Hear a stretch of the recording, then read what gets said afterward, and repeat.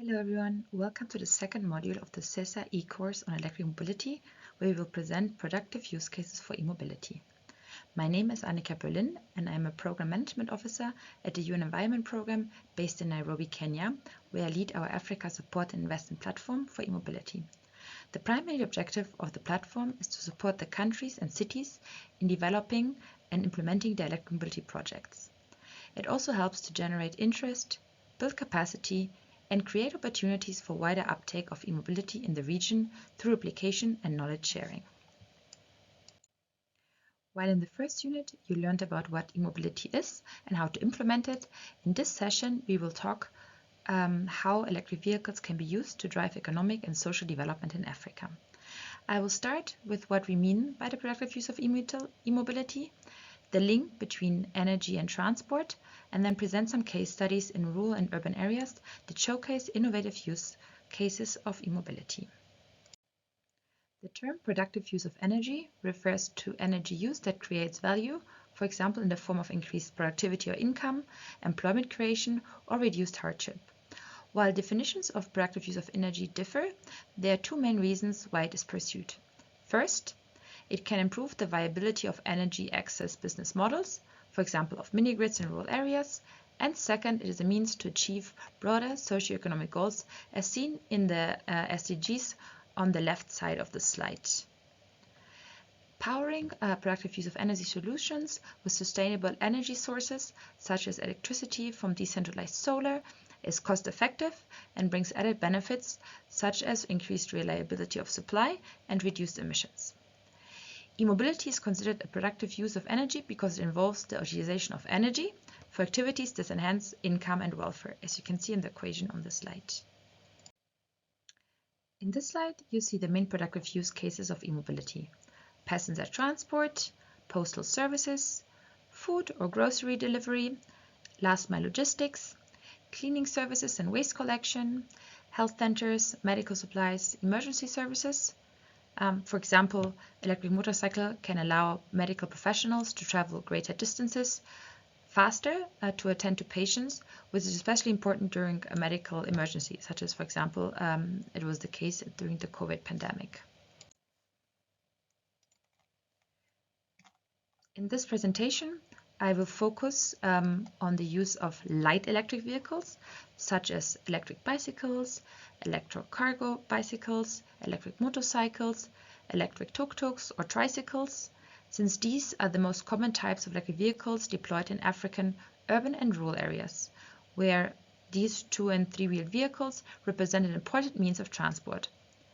It is estimated that by the year 2040, 2- and 3-wheelers will make up around half of the total vehicle fleet in sub-Saharan Africa, and they will be the fastest segment for electrification, according to a study by McKinsey. This is because, different from cars, 2- and 3-wheelers are predominantly purchased new in Africa. They can be manufactured and assembled locally, have lower cost of ownership, and their purchase cost differential is lower than for cars. Here you can see an example for the productive use of electric 3-wheelers in rural areas. Powered through community-based off-grid energy supply, electric 3-wheelers can provide the incentive for increased economic opportunities, creating new local markets and enhancing rural livelihoods. Mobility for Africa and Zimbabwe is a company that designed an electric 3-wheeler called Hamba, specifically for women, with a maximum loaded capacity of 400 kilograms, allowing for the transportation of both children and agricultural produce. The lithium-ion batteries used for these 3-wheelers can also be repurposed for rural stationary storage applications, such as solar home systems, increasing the affordability, access to energy, and the uptake of appliances in off-grid settings. In this graphic, you can see the business model of Mobility for Africa. They lease the electric tricycles to productive groups of up to 5 people who then share its use.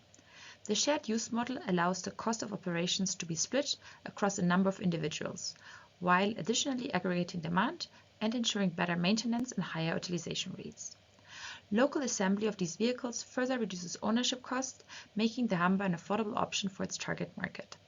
The typical clients include women-run trading groups, small-scale farmers, and organizations providing local services, healthcare workers, police, and community organizations. Mobility for Africa also invests in the establishment of off-grid charging stations, provides microgrid support, trains its customers in the use of the bikes, provides maintenance services, and offers advice on income generation. Now moving over to the urban areas. With millions of motorcycles on the roads of African cities, the market potential for electric taxi and delivery services is enormous. The sector is on the verge of an exponential growth as public authorities recognize the critical role e-mobility plays for urban economies and accessibilities in areas underserved by public transport. Electric three-wheelers can also be custom-built to act as garbage carriers, vegetable carts, apart from making normal package deliveries in cities. I want to highlight that electric bicycles have especially high potential in African cities, since they are more affordable, versatile, can be easily customized, don't require a driving license, are lighter, and offer faster transport in congested areas, and can use narrow and unpaved roads. Their important role is yet to be recognized by most governments, but some countries, such as Kenya, have included them in their e-mobility tax exemptions, which will also help to increase their uptake in cities and in rural areas. The social enterprise Wetu, supported through the SESA project, is a great example of application of the principles of sharing economy in both urban and rural areas. Wetu owns and operates 7 solar-powered charging hubs.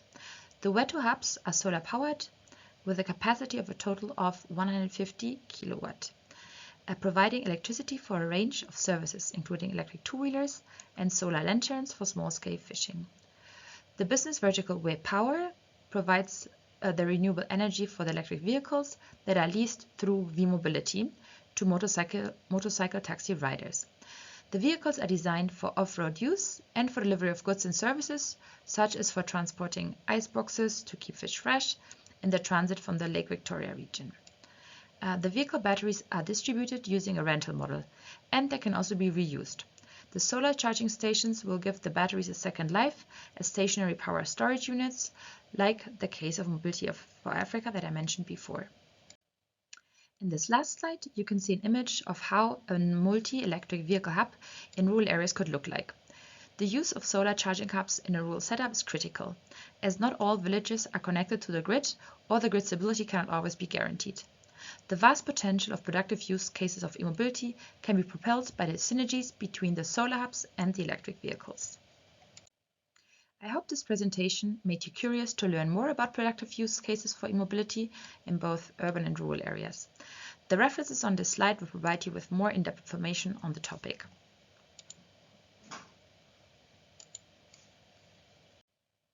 You can find this presentation and other materials on the topic produced by the SESA project on this website. Many thanks for your attention. Goodbye.